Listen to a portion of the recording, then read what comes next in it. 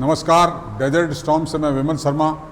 आज चाय पे चर्चा पे हम एक ऐसी शख्सियत के साथ में हैं जिनकी शख्सियत एक मल्टी व्यक्तित्व की है। वे एक समाज सेवी, सर्वप्रथम तो वे एक राज परिवार के सदस्य हैं, नाचना ठाकर हैं। उसके अलावा वे समाज सेवी हैं और पर्यटन से जुड़े हैं और भाजपा में वे प्रदेश कार्य समिति के सदस्य हैं। आप है जो राजनीतिक तौर से भले ही सीधा कोई चुनाव नहीं लड़ा हो, मगर वे सांगठनिक रूप से लगातार काम कर रहे हैं। वे चाहे वे समर्पण निधि का मामला हो, चाहे वे श्यामा प्रसाद मुखर्जी की जो प्रदेश समिति है उसके संयोजक हैं। तो आज हमारे बीच में नाचना ठाकुर विक्रम सिंह भाटी, आपका हम स्वागत करते हैं। बहुत बहुत धन्यवाद। मेरा सौभाग्य है कि मैं आज आपके बीच में हूँ, आपके साथ में हूँ और बहुत खुशी की बात है। आपसे मेरा सवाल है, सबसे पहला सवाल है, चूँकि आप मल्टी व्यक्तित्व के धनी हैं, मगर चूँकि राजनीति भी एक प्लेटफॉर्म ऐसा है जिस पर आप काम कर रहे हैं। पिछले 10 साल से मैं देख रहा हूँ, जब भी विधानसभा चुनाव आते हैं, जब भी विधानसभा चुनाव की चर्चा होती है तो आपका विधायक के रूप में आपका हमेशा चर्चा होती है, दावेदार के रूप में होती है, आम जनता में ये होती है कि ये विधायक के दावेदार हैं। तो आप इस विधायक को राजनीति में आने के और विधायक के लिए कितने गंभीर हैं? मैंने पहले चुनाव से ही विधायक का टिकट मांगा और जनता के बीच में मैं पहले गया, करीब करीब पूरे क्षेत्र का भ्रमण करा, जैसलमेर और पोखरण दोनों ही विधानसभा क्षेत्र का, और सभी से उनके विचार मांगे। तो सभी ने उसका समर्थन किया कि आप अगर आना चाहते हैं तो बहुत खुशी की बात है, और काफ़ी नज़दीकी मामला रहा। पैनल में नाम भी था। आखिरी समय पर जैसा पार्टी निश्चित करती है अपने उससे, तो मैं जैसे ही टिकट कटा, जयपुर में था, तो मैं रात को ही ड्राइव करके सुबह शैतान सिंह जी के, छोटू सिंह जी के और सांग सिंह जी के और प्रतापपुरी जी के चारों ही समय में मैंने 1 मिनट भी नहीं लगाया और उनके साथ आकर के सुबह पहली रैली से उनके साथ रहा और अंत तक, आखिरी दिन तक। आप निश्चित रूप से अनुशासित कार्यकर्ता भाजपा के माने जाते हैं, मगर जैसलमेर के आप इकलौते ऐसे राजनीतिक शख्सियत हैं या राजनेता हैं जिनकी दोनों ही विधानसभा क्षेत्र में दावेदारी मानी जाती है। इस संबंध में आपका क्या कहना है? मैंने मूल रूप से अपनी जो कार्य क्षेत्र है उसे अब जैसलमेर ही बना लिया है, और जैसलमेर आप देखें तो हमारा परिवार शुरू से ही जैसलमेर में रहा। जैसलमेर के पूर्व राजघराने से भी रहा, और जैसलमेर में जो हवेली है वो आज से नहीं, पीढ़ियों से आप देखेंगे कि खुली रही। यहाँ कुछ कुएं भी थे, वो भी थे। तो सभी ऐसा एक पारिवारिक जो संबंध है जैसलमेर की जनता से, वो शुरू से रहा। नाचना में किला अवश्य है, परंतु वहाँ कोई हमारे पीढ़ियों में भी कोई रहा नहीं वहाँ। तो आप देखेंगे कि अगर हमारी छतरियाँ हैं तो भी वो बड़ा बाग में हैं, यहाँ रहना है। जैसलमेर नगर का बड़ा लाभ है। नगर के वोट बहुत महत्वपूर्ण हैं। बीजेपी माइंडेड नगर है, परंतु पिछले चुनाव में हम थोड़ा पिछड़ गए। अब की बार अगर जैसे स्वयं की बात करें तो नगर का बड़ा आशीर्वाद है। ज़मीनें हमारी पहले मोकला इस क्षेत्र में भी बहुत बड़ी तादाद में थी, तो ये क्षेत्र भी काफ़ी जुड़ा हुआ है। बाकी सब जो भी पूरे जैसलमेर का ज़िला है, तो एक तरीके से पूरा भाईपे का आप कहेंगे तो उस तरीके से लोग रहे हैं आज तक। और अभी भी जो घर है वो खुला हुआ है, 24 घंटे आप कभी भी आएँ तो मैं वहाँ नीचे ही बैठता हूँ। लोगों से, आम किसी से भी कोई बीच में नहीं है। आप आएँ, डायरेक्ट मिलें। फ़ोन भी मेरा 24 घंटे चालू रहता है। कोई PA-PS नहीं है मेरे, तो आप जनता से डायरेक्ट जुड़ा हुआ है। और करीब करीब मैं पिछले चुनाव से पहले भी करीब करीब पूरे बड़े गांव 40-45 दिन मुझे लगे, परंतु मैं करीब करीब सभी पूरे बड़े गांव घूम के आया हूँ। आपने एक बहुत अच्छी बात कही कि जैसलमेर के शहर का, निश्चित रूप से जैसलमेर के शहर के लोगों की हमेशा ही आस्था राज परिवार में और आपके परिवार में रही है। और जिस तरह से आप जनता के बीच में इजी अप्रोच की तरह रहते हैं, सुलभ उपलब्धता आपकी जैसी रहती है, उसको लेकर लोगों में भी चर्चा हमेशा रहती है। तो इस बार शहर में की जो पिछले बार पिछड़ भी गए थे और शहर की जनता हमेशा राज परिवार के साथ रही है, तो आपका क्या जैसलमेर से दावेदारी करना तय है? पार्टी का विचार क्या रहता है, मैं फिर एक बार जनता से भी इस बारे में मैं जाऊंगा और सभी से उनका आशीर्वाद लेने और उनकी मंशा जानने। परंतु जो मुझे दिखता है और जो जैसा स्नेह आशीर्वाद जनता का है, तो आवश्यक रूप से मुझे लगता है कि शीर्ष नेतृत्व का भी कहीं ना कहीं आप देखेंगे तो गुजरात से लेके पूरे भारत में युवाओं पर कहीं ना कहीं उनका ये है कि युवा आगे आए हैं और नेतृत्व संभालें। तो यदि पार्टी चाहेगी तो मैं पीछे नहीं हटूंगा और ज़रूर तन मन धन से यहाँ की जनता की सेवा करने के लिए तत्पर रहूँगा। आप वैसे ही हमेशा जनता के बीच रहने वाले व्यक्ति हैं। अब आपसे एक सवाल पूछूंगा जैसलमेर की राजनीति को लेकर।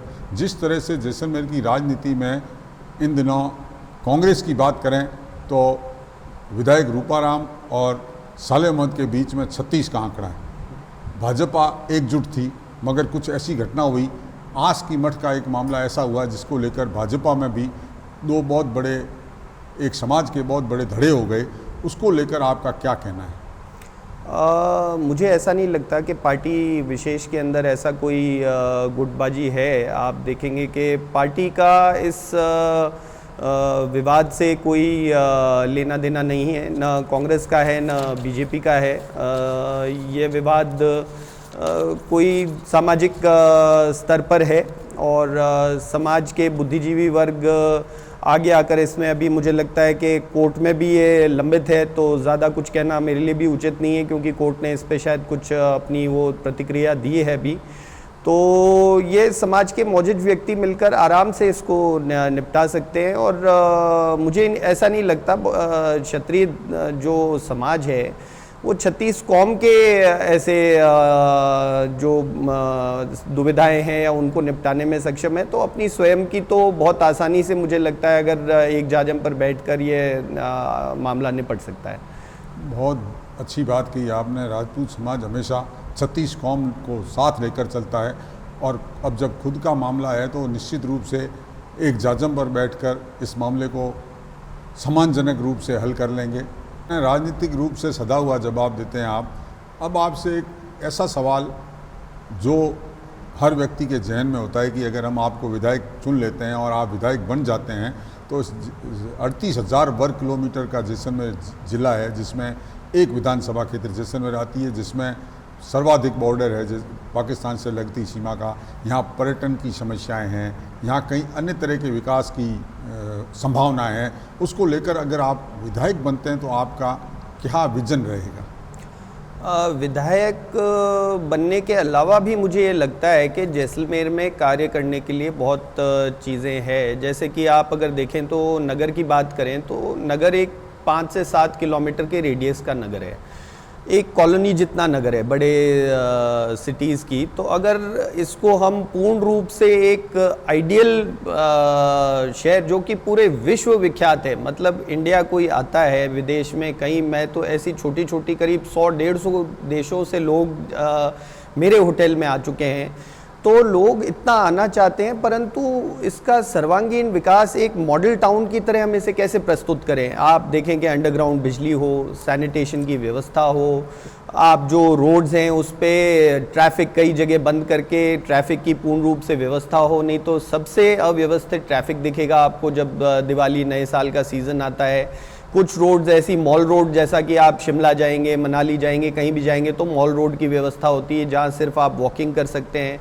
तो लोग जो ये सुंदर हर घर के अंदर यहाँ सुंदरता बसी हुई है, उसे देखने के लिए आपको ये व्यवस्थाएं सुचारू करनी पड़ेंगी। और जितना पैसा पिछड़ा क्षेत्र होने के नाते जैसलमेर में आता है, अगर उसे पूर्ण रूप से हम लगाएं तो ये कोई बड़ा काम नहीं है। आज 50-60-70 हज़ार की पॉपुलेशन को पूर्ण रूप से एक व्यवस्थित काम देना कोई बड़ी बात नहीं है। दूसरा, एक जो मूलभूत हमारी आवश्यकता है उसके बारे में भी मैं कहूँगा कि जैसलमेर आप देखेंगे कि पूरे राजस्थान के बड़े क्षेत्रों को पानी दे रहा है। रिफाइनरी को एक जीप अंदर से निकल जाए, इतनी बड़ी पानी की लाइन रिफाइनरी के लिए जा रही है। जोधपुर को पीने का पानी हम देते हैं, बाड़मेर को पीने का पानी जैसलमेर से जा रहा है। परंतु जैसलमेर में आज भी 2 से 3 दिन के अंदर पानी की व्यवस्था है कि आपको घर में पानी 2 से 3 दिन में मिलेगा। बिजली का आप देखेंगे तो अभी आंधी आई नहीं और आपकी बिजली कट जाएगी। ऐसी व्यवस्था क्यों है जब हमारे यहाँ 5000 से ज़्यादा विंड मिल्स हैं, गीगावाट्स में सोलर प्लांट आ रहे हैं।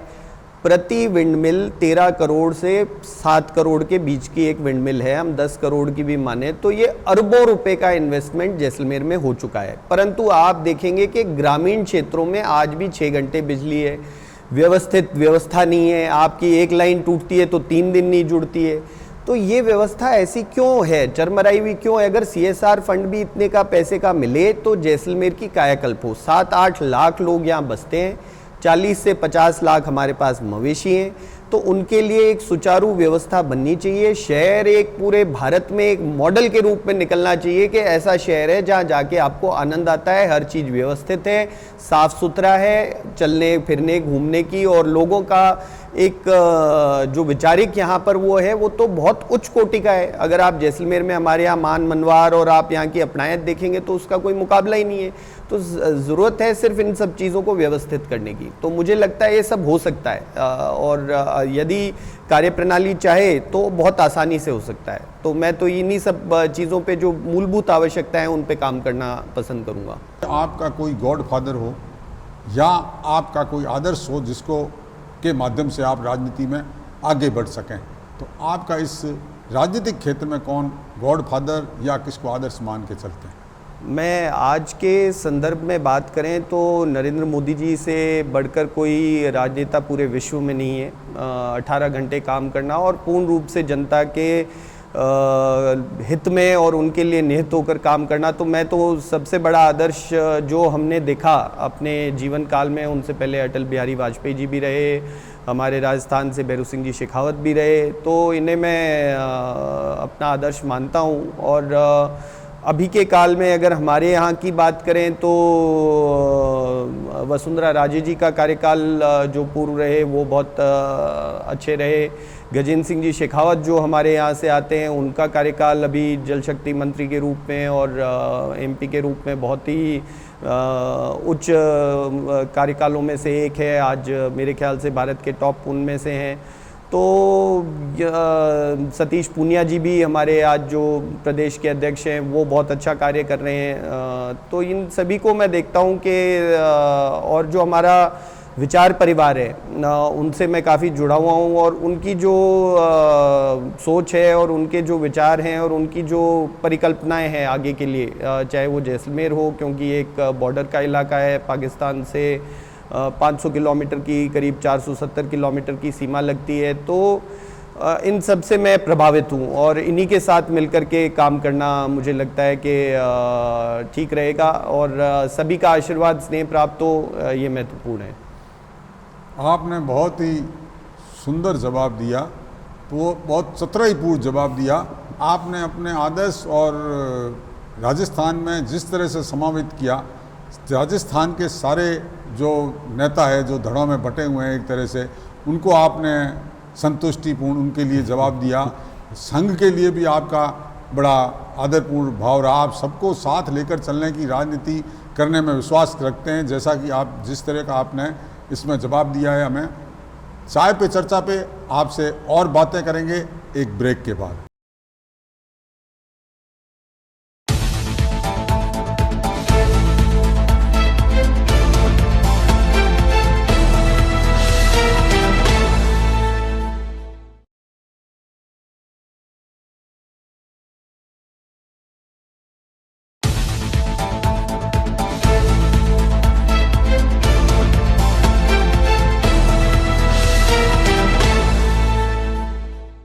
नमस्कार, चाय पे चर्चा पे एक बार फिर विक्रम सिंह भाटी के साथ में। आपने चाय में चर्चा के दौरान ब्रेक से पहले बहुत ही सुलझे हुए जवाब दिए हैं, राजनीति में अपना विजन बताया है। अब आपसे मैं एक जिस तरह की आपने विजन जैसलमेर के लिए बताया, जिस तरह से आपने यहाँ के चल रहे विवादों को सुलझाने के बारे में बात कही, इसी तरह के विवाद राजस्थान में भी है। राजस्थान में जहाँ कांग्रेस की बात करें तो अशोक गहलोत वर्सेज सचिन पायलट चल रहा है, वैसा ही भाजपा में भाजपा वर्सेज वसुंधरा चल रहा है। वसुंधरा अपनी अलग लाइन लेके चलने का प्रयास करें, इस संबंध में आपकी क्या राय है? हमारा जो शीर्ष नेतृत्व है इतना एकजुट और इतना सक्षम, इतना कैडर बेस्ड, अगर शीर्ष नेतृत्व आप देखेंगे कि कोई भी ऐसा नहीं है जो कि पारिवारिक परिदृश्य से आता हो। अभी भी एक चुनाव समिति बनी है, उसमें भी आप देखें तो कोई पीढ़ी दर पीढ़ी चले आ रहे हों, कोई ऐसे एक्स्ट्राऑर्डिनरी कोई उनका वो रहा हो, ऐसा कुछ नहीं है। जिसने काम किया, जो पार्टी विचारधारा से वर्षों से जुड़ा हुआ है, जो आज अपने आप को प्रूव कर रहा है, उन्हीं को उसमें लिया गया है। तो शीर्ष नेतृत्व डिसाइड करने में सक्षम है कि वो सब जगह डिसाइड कर रहे हैं, पूरे भारत में वही डिसाइड कर रहे हैं कि किसको सीएम बनाएंगे। तो मुझे नहीं लगता कि इसमें कोई तकलीफ़ आने वाली है। शीर्ष नेतृत्व जिनको भी आगे करेंगे, मेरे ख्याल से सभी उनके साथ मिलजुल कर चलेंगे। और ये जो भी अगर ऐसा कहीं प्रतीत होता है तो वो भी आने वाले, अभी समय भी काफ़ी है, तो आने वाले समय में सब साफ हो जाएगा मेरे विचार से। भाजपा आने वाले समय में सब साफ स्थिति कर देगी और एकजुट कर देंगे, ऐसा आपका विचार है। अब आप क्या संभावना देखते हैं कि राजस्थान में भाजपा की सरकार किस तरह आएगी, क्या संभावनाएं आने की?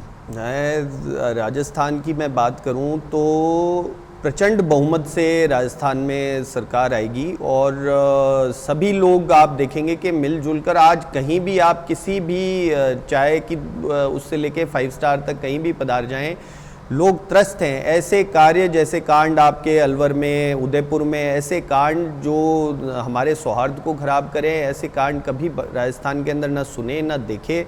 ये सब एक अपीजमेंट के आधार पर हो रहा है, तो वो सारी जनता देख रही है और कोई ऐसा नहीं चाहता कि राजस्थान में कभी भी ये सौहार्द खराब हो, कहीं कोई इस तरह की घटनाएं हो।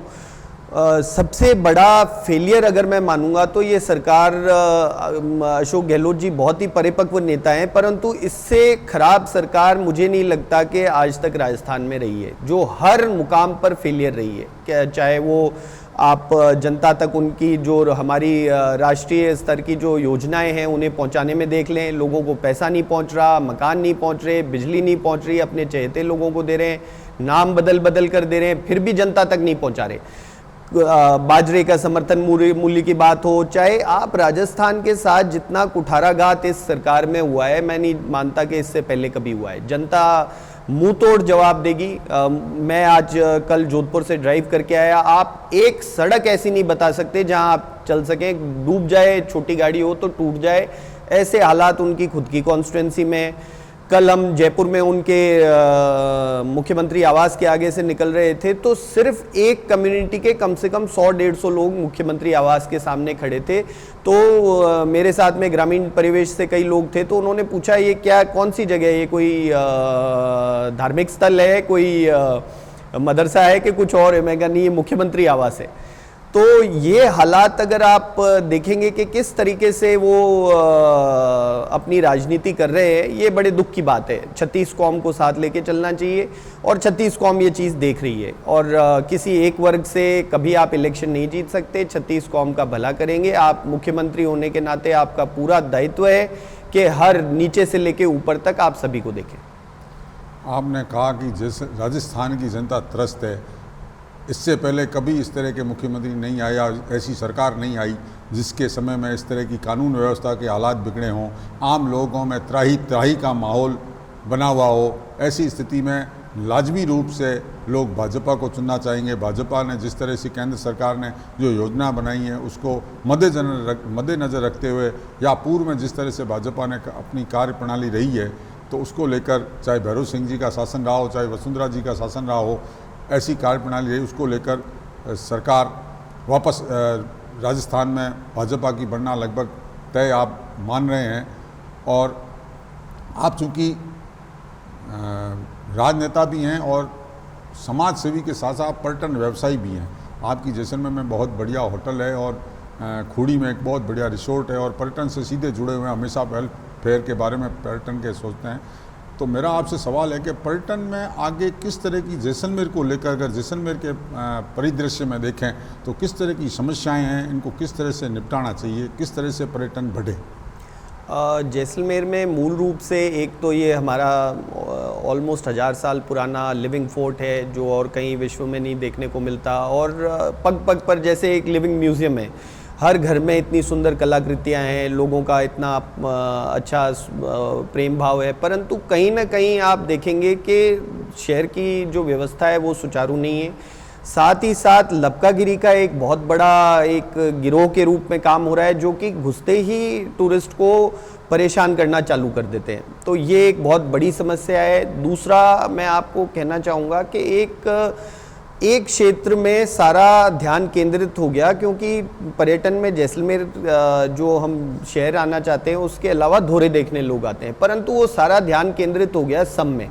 तो आज 2-2.5 हज़ार टेंट सम के अंदर लग गए, तो क्यों ना ये पूरा क्षेत्र 10 किलोमीटर बॉर्डर छोड़कर, जहां आज तक भी पीस टाइम में एक गोली नहीं चली, कोई दिक्कत नहीं आई। गंगानगर पंजाब में आए दिन बॉर्डर के अक्रॉस लोग जाकर खेती भी करते हैं और वहाँ पे गोलियां भी चल जाती हैं।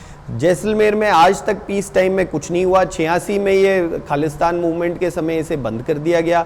खूड़ी अब हम थोड़ा कोशिश कर रहे हैं कि खूड़ी आगे बढ़े। तो इसी तरीके से म्याजलार से लेकर के नाचना लोहार की इस तरफ के दौरे, आप बाला बारेवाला वहाँ जाएंगे तो बहुत सुंदर क्षेत्र, करीब करीब 2/3 जैसलमेर बंद पड़ा है। तो 2/3 जैसलमेर बंद होने की वजह से ना तो ऊँट बच रहे हैं, ना वहाँ लोगों को कोई आजीविका का साधन मिल रहा है। तो ये लोगों के साथ भी कुठाराघात है। मैं इसका पुरजोर रूप से ये कोशिश कर रहा हूँ। इंटैक का मैं कन्वीनर हूँ।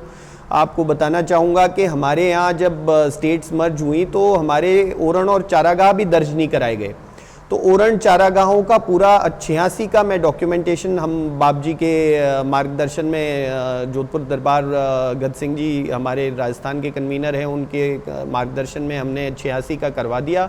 13 और बच गए तो उनका करवा के हम एक सिंगल विंडो केस लगाना चाहते हैं, जहां ये ओरण गौचर भी उनके डॉक्यूमेंटेशन में हमने जियो टैगिंग से लेकर उनके जो पौराणिक महत्ता है, जहां हमारे शिलालेखों के ऊपर क्या लिखा हुआ है, उनका कन्वर्जन, हर चीज़ हमने उसकी डॉक्यूमेंट करी है। और अब एक सोच रहे हैं कि एनजीटी में या कहाँ से हम इस पर एक स्टे लाया जाए, नहीं तो ये सारी ज़मीनें हमारी जो पुरखों ने बचा के रखी और जिसकी वजह से हमारे पास ये आज गौवंश और ये बचा हुआ है, वो सब चला जाएगा।